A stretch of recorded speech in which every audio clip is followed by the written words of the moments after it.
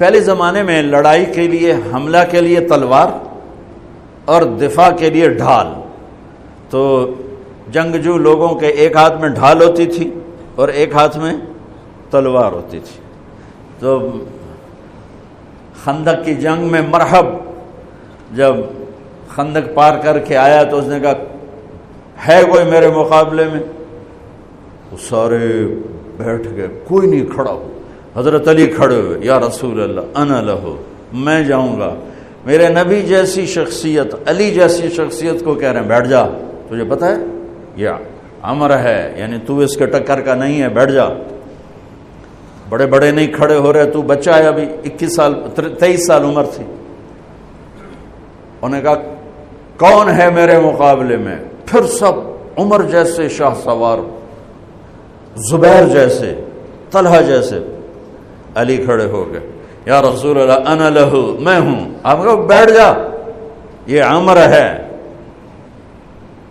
پھر اس نے کہا کدھر ہے تمہاری جنت جس میں دعوے کرتے ہو شہید ہوں گے تو جائیں گے، تم میں کوئی جنت کا شوقین نہیں ہے؟ پھر کوئی نہیں کھڑا ہوا. علی کھڑے ہو گئے، یا رسول اللہ انا لہو. واہ، امام المتقین، من کنت مولاہ فعلی مولا، جس کا میں مولا ہوں علی اس کا مولا ہے علیہ الصلاۃ والسلام. بیٹھ جائیے، عمر ہے. یا رسول اللہ، پہلے تو آپ بیٹھتے رہے، جب تیسری دفعہ آپ نے کہا بیٹھ جا، کہا اب نہیں بیٹھوں گا. وَإِنْ كَانَ عَمْرًا، عمر بھی ہے تو میں جاؤں گا. آپ نے کہا اچھا چل جاؤ. پھر آپ نے ان کے لیے دعا کی. اب ان کے ایک ہاتھ میں انا الذی سمتنی امی حیدرا کلیث غابات کریہ المنظرا اوفیہمی بالساء کیل السندرا. یہ شعر پڑھتے ہوئے جا رہے تھے. میں ہوں جس کا نام اس کی ماں نے حیدر رکھا ہے. حیدر شعر کو کہتے ہیں، شعر، اس لیے آپ کو حیدر کرار، کرار کہتے ہیں پلٹ پلٹ کے حملہ کرنے والا. تو آپ کا لقب تھا وہ شعر جو پلٹ پلٹ کے حملہ کرے اور سامنے کسی کو نہ چھوڑے. تو جب آپ پہنچے تو آپ بچے سے، وہ 100 لڑائیاں لڑ چکا تھا، تو کہنے لگا کون ہو؟ کہا میں علی ہوں. چہرہ تو چھپایا ہوا تھا. کہنے لگا علی بن عبد المطلب، آپ کے دادے کا نام لیا. مطلب کے بیٹے، عبد المطلب کے بیٹے علی. آپ نے کہا نہیں، بن ابی طالب، میں ابو طالب کا بیٹا علی. کہہ رہے بھتیجے تو کہاں سے آ گیا؟ جا جا واپس، تجھے مارنا مجھے چنگا ہی نہیں لگتا. یعنی وہ ایسے یقین پر ہے کہ بھائی بچے نو تو میں مروڑ دینا ہے. تو دوسرا قرابت رشتہ نکل آیا. کہا نہیں، محمد سے کہو کوئی اور آئے. انہوں نے کہا میں ہی تینوں کافی ہاں. کہا میں تجھے مارنا نہیں چاہتا. علی نے کہا پر میں تو تجھے مارنا چاہتا ہوں. اس کو غصہ چڑھ گیا.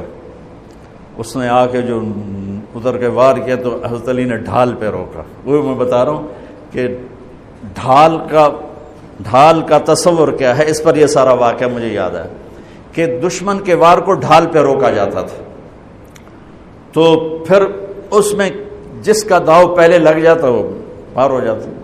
تو اس نے 2-3 وار کیے، حضرت علی نے ڈھال پہ روکے. پھر اس نے جو ایک زور سے وار کیا تو اس نے ڈھال کو توڑ دیا اور کندھے پہ آ کے تلوار لگی اور کندھا زخمی ہو گیا. اب حیدر کرار بنا، پلٹ کے حملہ کرنے والا. زخمی شیر زیادہ غصے میں آتا ہے. حضرت علی نے جو پلٹ کے اس پہ وار کیا تو اس نے ڈھال آگے کی. تو علی کی تلوار نے ڈھال کو توڑا اور کندھے پر لگی. اس کی بھی کندھے پر لگ کے بس طاقت ختم ہو گئی. لیکن کرار کی تلوار ڈھال کو توڑا، کندھے کو توڑا اور پوری باڈی کو چیر کے 2 حصوں میں پھینک دیا. تو اس کی لاش پہ پاؤں رکھ کر کہا عبد الحجارۃ من صفاحت رأیہ وعبدت رب محمد بصواب. یہ ہے پتھر کا پجاری اور میں ہوں رب محمد کا پجاری.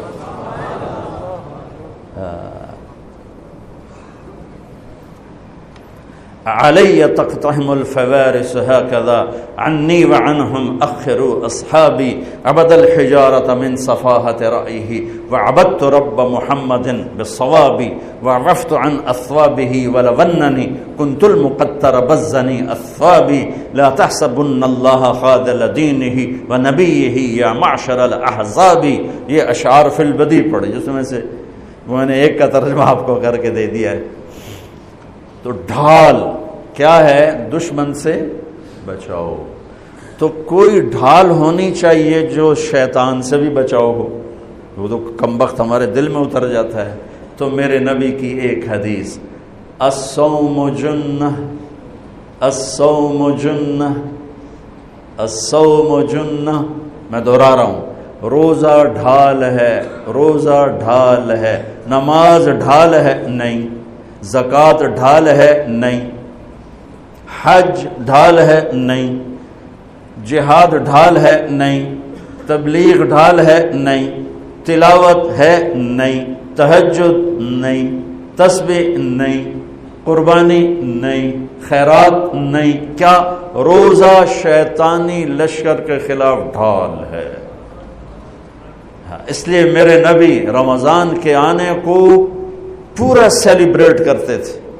اتنا نہ حج، نہ نماز، نہ روزہ، نہ زکوٰۃ، جتنا حج کو، روزے کو میرے نبی استقبال کرتے تھے۔